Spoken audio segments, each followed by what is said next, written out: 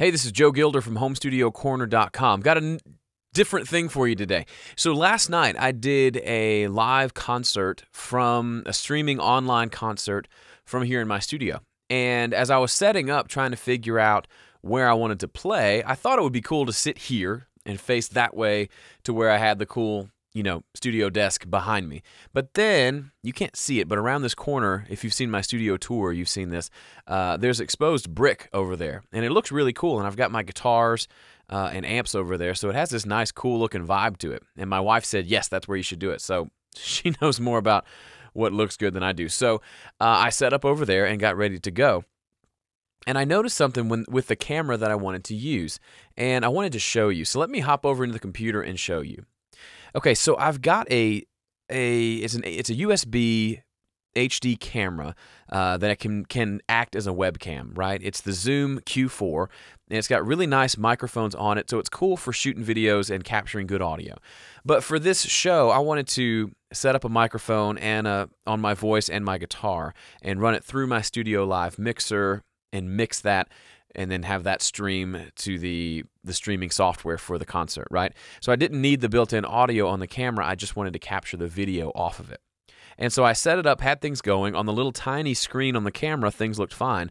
But when I pulled it up on the screen, it looked like this, as you can see in front of me. So I had a chair right here, and I had my guitar and everything. Had decent lighting and everything else in place, but it just didn't look very good. It had kind of a reddish hue to it, and it's kind of a fisheye lens, so it catches a pretty wide view, but you can see the curve over here in the wall, but it didn't look very clear. And I remember thinking, I wonder if I've got a MacBook Air, and I wonder if that camera looks any better. And I thought, surely not. This is a camera that I bought. It's a couple $100. It's not top of the line, but surely this looks better.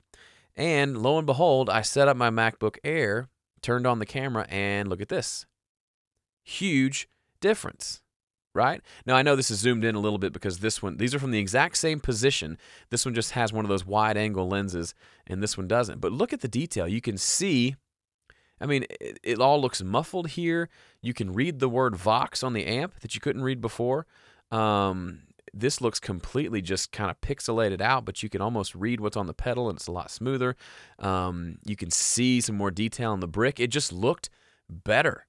And so, with 30 minutes until the show started, I had to completely rewire my studio to do this because I still wanted to run the audio through my Studio Live mixer, but I don't have a FireWire cable long enough to reach over to my laptop from the mixer, so I had to run a separate USB mixer with line outputs from my main mixer going to the USB mixer that was going into the laptop to feed the audio into the streaming software. All of that because the built-in little HD camera, FaceTime camera on the MacBook Air had a much better picture quality than this camera that I thought would have been great.